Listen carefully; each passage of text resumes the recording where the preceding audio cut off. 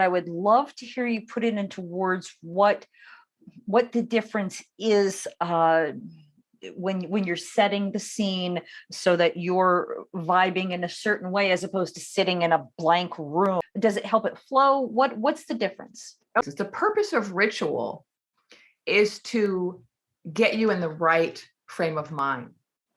And so a lot of people outside of ritual don't understand it, and they just see it as, oh, why are you engaging that repetitive, weird behavior, right?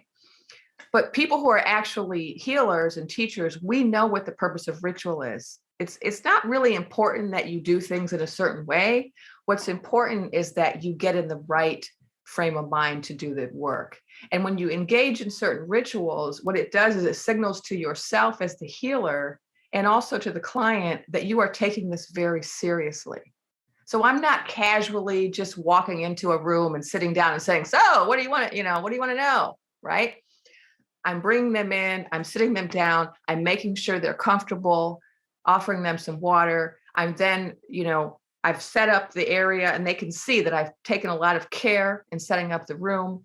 I'm then burning some herbs and I'm explaining to them, I'm burning this. This is, helping to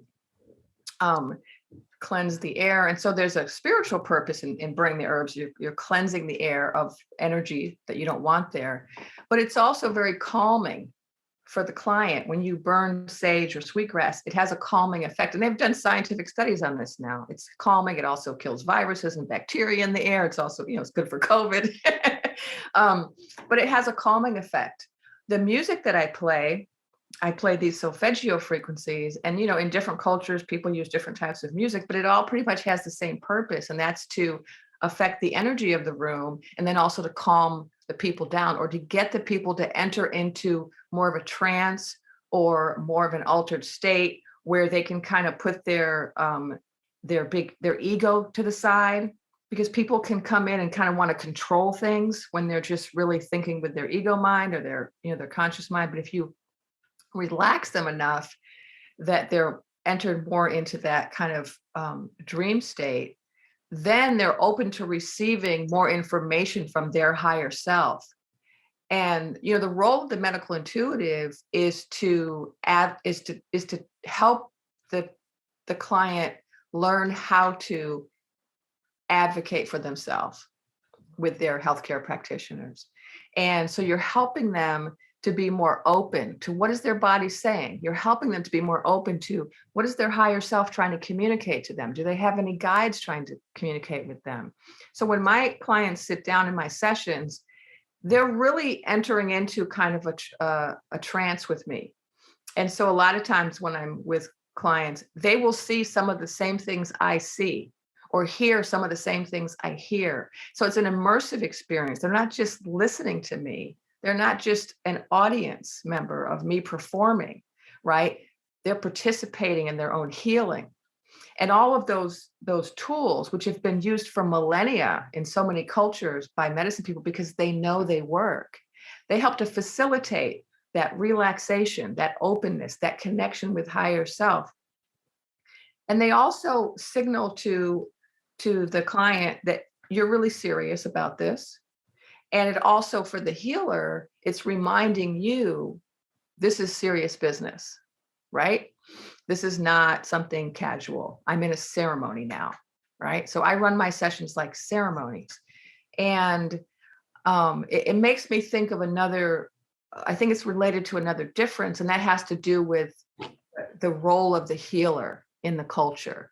So if you're trained in, like when I was trained in the Native community, when I was trained in the sweat lodge tradition, I was trained as a firekeeper. And one of the things that was impressed upon me by my teacher was that the most important thing was that I have my mind in the right space, that I have a good heart, right? And that my whole purpose is to help. It's all about service. And that I have to be a good person, and that I have to make sure I'm living a good life if I'm going to be a healer. And you find that in so many communities of color, that in order to be a healer, it's not enough to have gifts. You have to be a good person. You have to live a good life. And so there's a certain responsibility that you have. There's a certain relationship you have with your client where they're not a consumer. They're not just somebody that's interacting with you for an hour. This is somebody you have a responsibility to as a healer.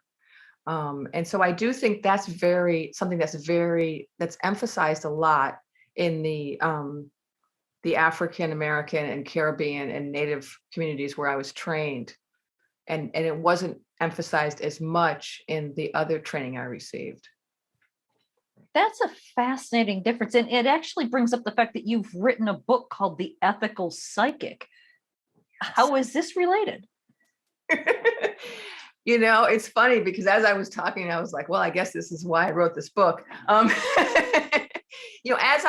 been teaching, psychic development for the last several years, maybe like 8 years. And I found myself again and again talking about being a good person, talking about being of service, talking about the responsibility that the psychic has to the people that they're helping. And I talked about it so much, some of my students became annoyed. Some of my students left. They were like, we don't want to talk about this. We just want you to tell us how to be good psychics, right? But my course was called Develop Your Sixth Sense to Shift Your Consciousness. I had this really long title. And then I changed it to Conscious Psychic. And I told people, I'm not just teaching you psychic development. I'm teaching you how to be a conscious psychic. I'm teaching you how to do it in a way that's going to actually contribute to the world. And I know that I was different in that way from their other teachers. And so there just aren't, from what I've heard and from what I experienced when I was a student, there aren't a lot of classes, kind of mainstream psychic classes, which focus on that. You typically have to go study with a medicine person to get that type of training about character and service.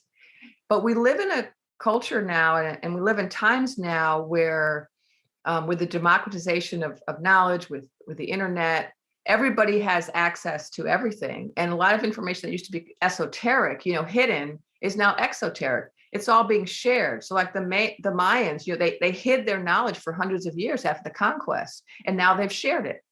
It's happening in Tibet. It's happening all over, that people are sharing their knowledge, and now anybody can study anything. You just go online and study it. You can take a class. And this is a good thing. But one of the dangers of it is that people are extracting the technology and leaving behind the ethics.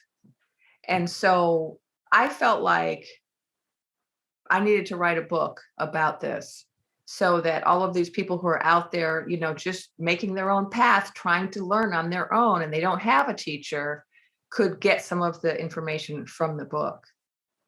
Yeah. I'm so glad that you mentioned that, because that's always been one of my sort of pet peeves about the occult. The word occult just means hidden. It doesn't. A lot of people think it means evil, but no, it means hidden. And there's a reason this information has remained hidden, because responsibility is a big part of this. So I'm really glad that you're addressing this. I've got 1,000 more questions for you, but we're just about out of time. So let me ask you, is there anything that you still got on your mind that you want to make sure that we cover before we go? Well, I guess something I always like to talk about is the global shift in consciousness.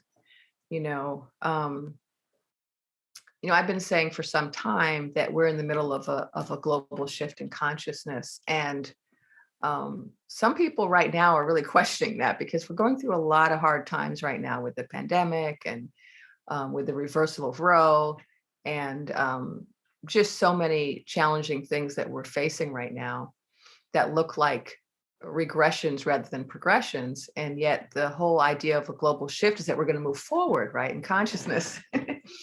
But I do believe it's true that we are shifting forward. And I think what we're experiencing right now is some of the growing pains, some of the kind of last gasp behavior of a dying empire and of an old way of thinking. And so everything that I do is really guided by that. And everything that I do is guided by my guides. And so I don't actually I don't really make decisions about what I'm going to teach and what I'm going to do, what I'm going to write about. I'm guided by my spirit teachers.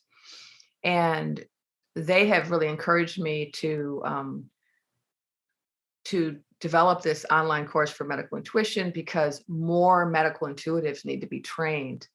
And this is a part of the global shift in consciousness that we're in, because we need a new paradigm for healing. And right now, the healthcare system in the United States is really flawed, especially when it comes to women and people of color. And so a lot of women, so many of my clients that come to me are women who have experienced medical gaslighting, where they go to the doctor and the doctor tells them, you're not sick, you just think you are. It's all in your head, you're emotional, or it's psychosomatic, or whatever story they're told, it's never the truth. And then they come to me out of desperation only. People go to medical intuitives as a last resort. But the vision I have that's been given to me for the future of healthcare is that we are able to integrate medical intuition into mainstream healthcare, so that doctors and nurses and acupuncturists and Ayurvedic doctors and all of these other practitioners have more information at their disposal. Because a lot of times the reason that patients are not getting answers from their doctors is because the medical establishment doesn't know. They don't understand a lot of things. And they're also really restricted to only one way of accessing information, and that's empirical, right? And so if it can't be measured or studied scientifically, it's not going to be considered legitimate in medicine. But we know that intuition is another source of knowledge, and we can combine those two sources of knowledge. I have a background in science and philosophy and psychic. And I know that if you combine logic and empiricism and intuition, all three sources of knowledge, then you're really in the best position to help somebody who's sick. And so my vision for the future is that we'll all be working together, that when you go to get help, you will go to a clinic that has a medical intuitive, and it might also have a allopath Western doctor. It might also have a Chinese, traditional Chinese doctor, or some other, or Ayurvedic doctor. And there'll be all of these different people working together, and we'll be able to, really move medicine forward. And we have some evidence that this is the case already. I'll give you one example. MS. For years, I've been picking up from my clients that have MS that there's a viral cause. And if you read the book by the medical medium who's become, famous, he also wrote about how MS is caused by the Epstein-Barr virus. Same thing that I've been picking up for years. Well, just this year, they did a study at Harvard, and they found that all MS patients have Epstein-Barr virus. And for the first time, they're looking at it as a cause, because all this time, they've never understood what causes MS. So they've just been treating the symptoms. Well, there's a lot of conditions like that where medical intuitives are accessing root causes, but the science hasn't been done yet to investigate it. But the science could be done to validate it, right? And so I would really like to see more of that done in the future. And I think that's the future of medical intuition and what we have to offer. From your mouth to God's ears, goddess, whatever you call that. Thanks for listening. Check out Castle Gate, a novel based on my own ancestral healing journey, at lisabonis.com. In 1921, 4 men set off from Scotland to the United States. Will Garrock, his brother Pete, his son Willie, and his nephew Thomas, all coal miners. They left behind the miners' rows and the nationwide mining strike with its soup kitchens. Their destination was Castlegate, Utah, where they had kin to welcome them before sending for their wives and children. They prospered in America, working in one of the finest mines in Utah. Until that tragic day, March 8th, 1924. Disaster struck. 3 explosions trapping 171 men inside. Rescue crews worked tirelessly for days, but sadly, they could not save a soul. Women were widowed and children were orphaned, and some never recovered from their broken hearts.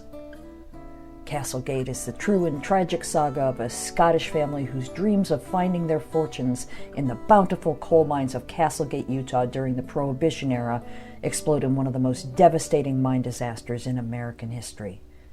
Learn more at lisabunnies.com.